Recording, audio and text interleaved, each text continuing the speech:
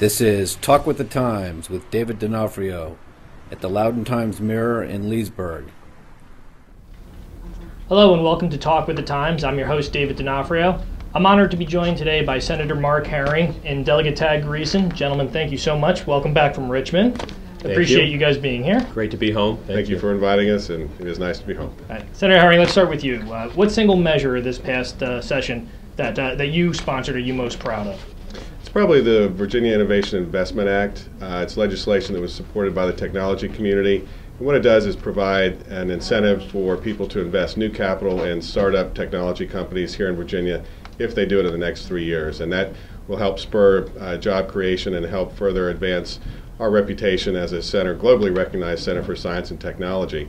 And if I could mention just a second one, while it's not legislation, sliding in the second one on us. Right. Well, it's not legislation; it's a budget amendment to reverse the local composite index freeze. Right. That was a very important matter for everybody here in Loudoun County and across Northern Virginia. Absolutely. The composite index is the formula by which the state allocates how much each locality gets from state education funding.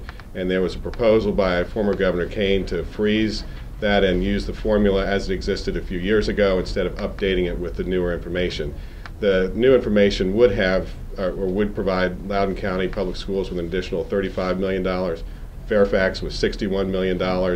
And so I was very pleased that budget amendment went forward, and it was included in the House budget, a similar measure, and it's on its way. So Loudoun will now get that money back, and it's the right thing to do for our kids. It's the right thing for our taxpayers. And I think you're seeing the Board of Supervisors using that money that they're expecting from Richmond as they slice and dice the school board budget. Exactly. Delegate Greason, what are you most proud of this past session? Well, I'd have to say on the law enforcement side of the House, I passed a bill, HB 1252, and that gave our law enforcement personnel expanded abilities to obtain electronic records when looking into missing children, missing senior adults, or missing incapacitated adults.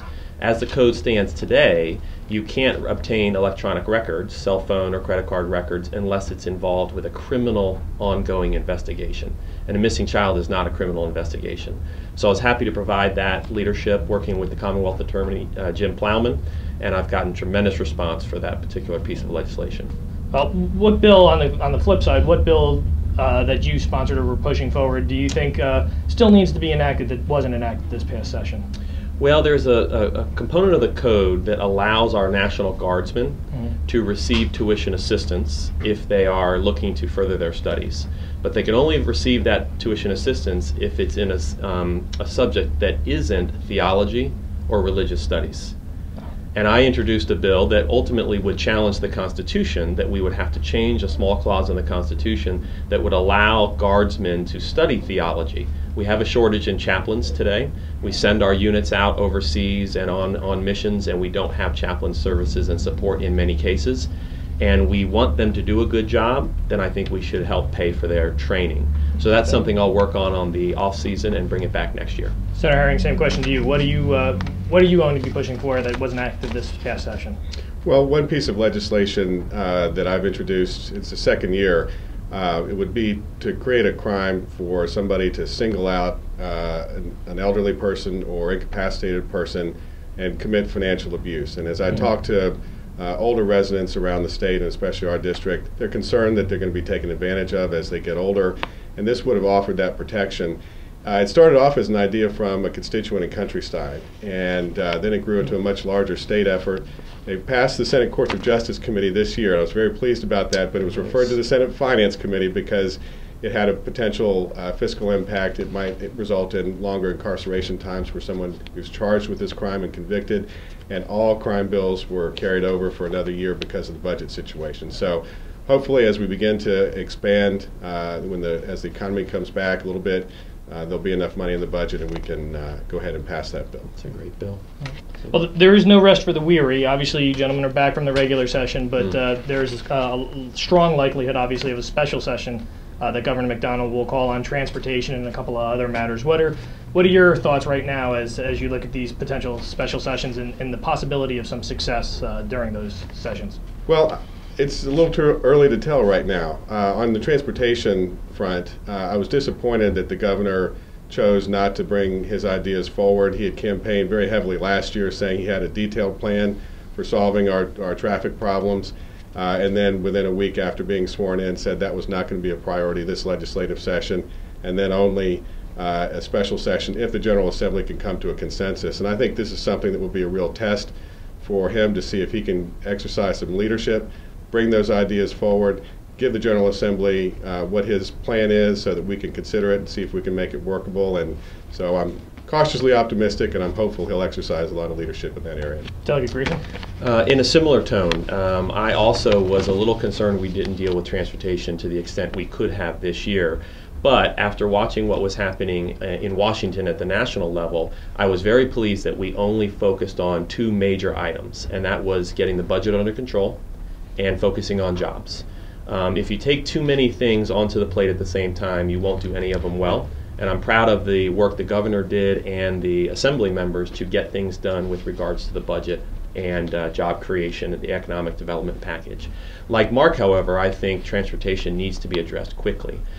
In addition, I would like to see us do a special session on government reform. If we're going to take seriously redoing the way we provide services to our citizens, which I think we can, we will find hopefully funds and resources available to apply towards transportation if we can streamline other areas of our government and reprioritize transportation towards the top of the list. Great. Well, notwithstanding this great show and you gentlemen joining us in a bipartisan fashion, obviously there was a lot of concern going in with a Republican governor sweeping in, a Republican House, and a Democratic Senate that partisanship was going to be a big problem down in Richmond during this session. That being said, looking at the overall partisan nature of it and what you guys got accomplished, what grade would you give the General Assembly for the regular session? Well, you know my vast experience as a legislator here, 61 days. I got an extra day this year of practice. I was pleasantly surprised with the lack of partisanship. And I'm interested to hear Mark speak on this as well. I don't have any reference, Dave, to talk about years past, but the stories I've heard about Richmond really were not that way when I got there. I thought largely people worked together. Everybody was focused on getting the budget done. It kind of rallied people to be on the same side of an issue, which is to get the budget approved and passed. And then compared to my campaign, it was a walk in the park. so your final grade? A walk in the park. I would say B plus A minus. Okay. Senator Harry? In large part, I agree. I think given what we were facing, we had a lot of positive accomplishments. Virginia, like most states, has experienced unprecedented declines in revenue due to the national economy. And we were looking at several $billion budget deficit, and we came together. We made difficult choices. We cut billions in spending. We did not embrace any general tax increases. We balanced the budget, which is Virginia's tradition, and we came together and pretty much in a bipartisan forum, both chambers came together and agreed on a single budget that balances with no tax increases, and we're cut spending. And I think all things considered, that's a pretty positive accomplishment. And your final grade? I'd say somewhere B plus or so. There you go. There's always room for improvement. Right. Absolutely. Another example of bipartisanship right here.